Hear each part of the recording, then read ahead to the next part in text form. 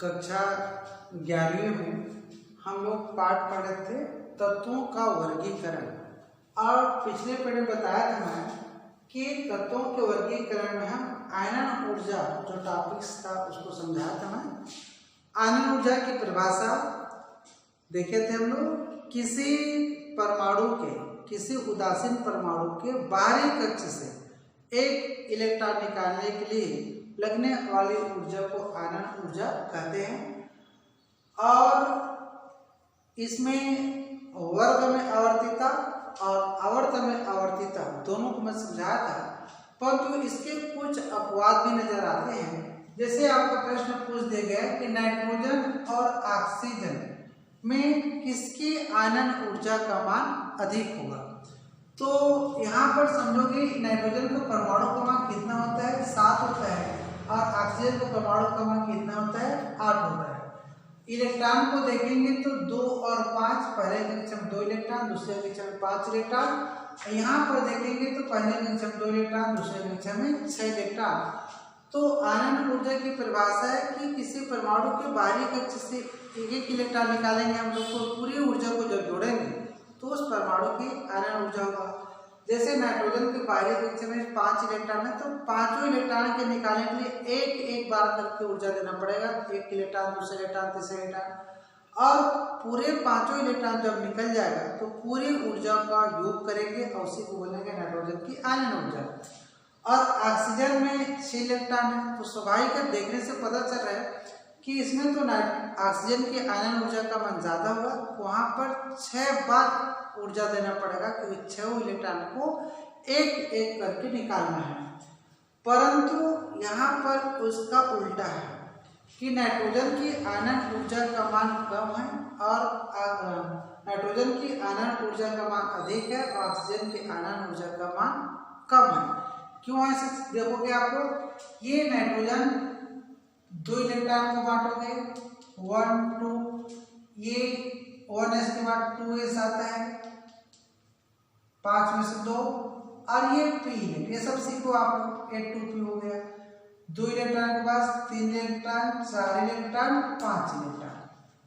Oxygen का बांटोगे तो ये 1s हो गया, 2 इलेक्ट्रॉन, 2s हो गया, 2 इलेक्ट्रॉन, और ये 2p है, कितना इलेक्ट्रॉन बचा, 6 में से 2 गए, 4, 1 2 3 4। इस प्रकार से ये नाइट्रोजन का और ये ऑक्सीजन का ऑर्बिटल में इलेक्ट्रॉन बांट दिए। तो जब ऑर्बिटल में जब 2 इलेक्ट्रॉन होता है, किसी ऑर्बिटल में जब 2 इलेक्ट्रॉन होता है तो ऑर्बिटल स्थायी होता है। क्या होता है, स्थायी होता है। और ऐसे इलेक्ट्रॉन को कहते हैं युग्मित इलेक्ट्रॉन, पेयर्ड इलेक्ट्रॉन। और जिसमें सिंगल इलेक्ट्रॉन होता है उसे कहते हैं अयुग्मित इलेक्ट्रॉन, अनपेयर्ड, बिना जोड़ी का इलेक्ट्रॉन। और बिना जोड़ी का जो इलेक्ट्रॉन है जिसे हम अयुग्मित इलेक्ट्रॉन कहते हैं, उससे इलेक्ट्रॉन को परमाणु बाहर करता है। युग्मित इलेक्ट्रॉन वाला ऑर्बिटल स्थायी होता है, वहां से इलेक्ट्रॉन नहीं निकालता। तो अब हम ऑर्बिटल के आधार पर देखेंगे तो नाइट्रोजन को कितने बार ऊर्जा देना पड़ेगा, 3 बार, क्योंकि 3 अयुग्मित इलेक्ट्रॉन है। और ऑक्सीजन को कितना बार ऊर्जा देना पड़ेगा, 2 इलेक्ट्रॉन है तो 2 बार ऊर्जा देना पड़ेगा। तो 3 बार 3 इलेक्ट्रॉन निकालने के लिए 3 बार ऊर्जा, फिर टोटल जोड़ेंगे 2 इलेक्ट्रॉन, 2 अयुग्मित इलेक्ट्रॉन निकालने के 2 बार ऊर्जा, फिर टोटल जोड़ेंगे। तो स्वाभाविक है नाइट्रोजन की आयनन ऊर्जा का मान क्या होगा, ऑक्सीजन की अपेक्षा अधिक होगा। पर देखने से ऐसा लग रहा है इसके 5 है, इसके 6 है, इसकी ऊर्जा ज्यादा होगी। तो ये प्रश्न आता है नाइट्रोजन तथा ऑक्सीजन में किसकी आयनन ऊर्जा का मान अधिक होता है और क्यों। तो इस प्रकार से आप परमाणु क्रमांक दोगे, कक्ष में इलेक्ट्रॉन बांट दोगे, ऑर्बिटल में इलेक्ट्रॉन बांट दोगे, और नीचे लिख देना क्योंकि अयुग्मित इलेक्ट्रॉन की संख्या नाइट्रोजन में 3 है, इस नाम से इनका आयनन ऊर्जा का मान अधिक होगा। क्योंकि ऑक्सीजन में अयुग्मित इलेक्ट्रॉन की संख्या 2 है, तो इसकी ऑक्सीजन की आयनन ऊर्जा का मान नाइट्रोजन की अपेक्षा कम होगा। तो इस प्रकार से आयनन ऊर्जा में कुछ अपवाद थे, इसको बता दिया। अब हम लोग जो टॉपिक्स देखेंगे इसमें वो है विद्युत ऋणता। ध्यान से समझना आप लोग, क्या है विद्युत ऋणता, इलेक्ट्रोनेगेटिविटी।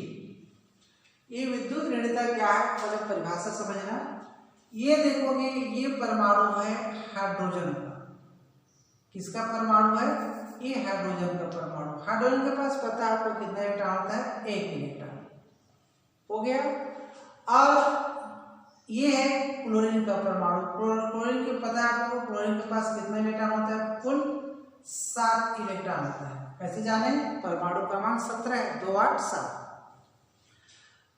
अष्टक पूरा करने के लिए क्लोरीन को 1 इलेक्ट्रॉन का जरूरत है। बाहरी कक्ष में 8 इलेक्ट्रॉन हो, पहले कक्ष में 2 इलेक्ट्रॉन और सबसे बाहरी कक्ष में कितना चाहेगा, 8 इलेक्ट्रॉन। इसके पास 7 है, 1 इलेक्ट्रॉन की जरूरत है। और हाइड्रोजन के पास तो एक ही कक्ष है, और पहले कक्ष में कितना इलेक्ट्रॉन होता है, 2। इनके पास 1 है, इनको भी कितना जरूरत है, 1 का जरूरत है। तो हाइड्रोजन और क्लोरीन क्या करते हैं, आपस में इलेक्ट्रॉन का साझेदारी करते हैं। ये इलेक्ट्रॉन हाइड्रोजन का और ये इलेक्ट्रॉन मान लो क्लोरीन का, ठीक है, या इनको हाइड्रोजन का मान सकते, इनको क्लोरीन का मान। क्या किया, साझेदारी किया। इस प्रकार से क्या बना, HCl बना। और जो बंध बना है उससे सहसंयोजी बंध कहोगे, क्योंकि साझेदारी से बना एक इलेक्ट्रॉन। क्लियर हो गया। तो जब साझेदारी के इलेक्ट्रॉन से बंध बनता है तो उस बंध पर दोनों का समान अधिकार होता है। भाई कोई चीज 1-1 रुपये मिला के 2 लोग खरीदेंगे तो उस पदार्थ पर, उस चीज पर दोनों का समान अधिकार रहेगा। परंतु यहाँ पर होता क्या है कि क्लोरीन के बाहरी कक्ष में 7 इलेक्ट्रॉन में से एक ही का साझेदारी किया है। तो इलेक्ट्रॉन, भाई किसी के पास 7 रुपये है, 1 का जरूरत है, और किसी के पास 1 ही रुपया है, दोनों मिला करके पुस्तक खरीद लिया। परंतु वहाँ पर मजबूत कौन रहेगा, जिसके पास ज्यादा पैसा रहेगा। वैसे ही इनके पास 7 इलेक्ट्रॉन होने के कारण क्या करता है, इस साझेदारी के बंध को अपनी तरफ आकर्षित कर लेता है। अपनी तरफ आकर्षित किया मतलब इसमें थोड़ा सा इलेक्ट्रॉन लेने का गुण आ गया, उसके इलेक्ट्रॉन को आकर्षित करेगा। तो डेल मतलब होता है थोड़ा सा, आंशिक। क्या आ गया इसमें, ऋण आ गई, क्योंकि इलेक्ट्रॉन को लेने का, लेना मतलब ऋण। और ऐसे लगा इसका इलेक्ट्रॉन जा रहा है तो इसमें तनिक या आंशिक क्या लग जाएगा, धन आवश्यक। तो इस प्रकार किसी यौगिक में साझेदारी के इलेक्ट्रॉन को अपने ओर आकर्षित करने की जो प्रवृत्ति होती है, उसी प्रवृत्ति को क्या कहते हैं हम लोग, विद्युत ऋणता कहते हैं। इस प्रकार ये क्या हो गया, HCl जो बना वह ध्रुवीय यौगिक हो गया, 2 ध्रुव हो गया, प्लस और माइनस। तो परिभाषा समझ में आ गया कि किसी यौगिक में उपस्थित परमाणुओं में किसी एक परमाणु द्वारा साझेदारी के इलेक्ट्रॉन को अपनी ओर आकर्षित करने की प्रवृत्ति को क्या कहते हैं, इलेक्ट्रोनेगेटिविटी अर्थात विद्युत ऋणता कहते हैं। अब हम विद्युत ऋणता को किसमें देखेंगे, विद्युत ऋणता की आवर्तिता देखेंगे। क्या देखेंगे, आवर्तिता। तो आवर्तिता मतलब गुणों में क्रमशः परिवर्तन। तो पहला देखेंगे हम लोग वर्गों में। किसमें देखेंगे, आवर्त सारणी के वर्गों में आवर्तिता देखेंगे। तो वर्ग में देखो आप लोग, जैसे ये वर्ग है, ये पहला वर्ग मान लिए, यहाँ पर लिथियम, यहाँ पर सोडियम, यहाँ पर पोटेशियम, 3 परमाणु क्रमांक, 11 परमाणु क्रमांक, 19 परमाणु, इसको तो आप देख चुके हो। अब 3 इलेक्ट्रॉन है, परमाणु क्रमांक 3 है, पहले कक्षा में 2 इलेक्ट्रॉन, दूसरा कक्षा में 1 इलेक्ट्रॉन। इसका 2 8 1, इसका 2 8 8 1। अब आप लोग समझोगे नाभिक आकर्षण बल से कक्ष को अपनी ओर आकर्षित करते हैं, क्योंकि कक्ष में क्या होता है, इलेक्ट्रॉन होता है। तो यहाँ पर 2 कक्ष है, यहाँ पर 3 कक्ष है, यहाँ पर 4 कक्ष है। तो नाभिक का आकर्षण किसके लिए ज्यादा रहेगा, लिथियम के लिए ज्यादा रहेगा, क्योंकि 2 ही कक्ष है। तुलना करेंगे तो पोटेशियम में बाहरी कक्ष के लिए नाभिक का आकर्षण बल क्या हो जाएगा, कम हो जाएगा। तो नाभिक के आकर्षण कम होने से बाहरी कक्ष के इलेक्ट्रॉन किसी दूसरे इलेक्ट्रॉन को आकर्षित कर पाएगा, करेगा, परंतु कम जोर रूप में। यहाँ पर नाभिकीय आकर्षण बल ज्यादा है, क्यों ज्यादा है, क्योंकि 2 ही कक्ष है। तो नाभिक कक्ष को खींचा और कक्ष में इलेक्ट्रॉन, कक्ष किसको आकर्षित करेगा, बाहर से इलेक्ट्रॉन दूसरे इलेक्ट्रॉन को आकर्षित करेगा। तो किसी भी वर्ग में जब ऊपर से नीचे की ओर आएंगे तो विद्युत ऋणता का मान कम होता जाएगा, घटता जाएगा। आवर्त में उसके विपरीत है, क्योंकि कक्ष की संख्या नहीं बढ़ेगी, प्रोटॉन की संख्या नाभिक में बढ़ेगी, नाभिकीय आकर्षण बल बढ़ेगा। तो क्या होगा, बाएं से दाएं की ओर जाएंगे तो नाभिकीय आकर्षण बल बढ़ने के कारण विद्युत ऋणता का मान भी बढ़ेगा। किसमें, आवर्त में। वर्ग में कम होगा, क्योंकि बाहरी कक्ष के लिए ऊपर से नीचे की ओर आ रहा है तो नाभिकीय आकर्षण बल क्या हो रहा है, कम हो रहा है। इस प्रकार से विद्युत ऋणता की परिभाषा आवर्तिता, पहले वर्गों में आवर्तिता, और फिर दूसरा केस में बताया मैं आवर्तों में आवर्तिता। इस प्रकार से विद्युत ऋणता के बाद हम लोग देखेंगे विकर्ण संबंध। ये भी इंपॉर्टेंट टॉपिक है आपका, विकर्ण संबंध।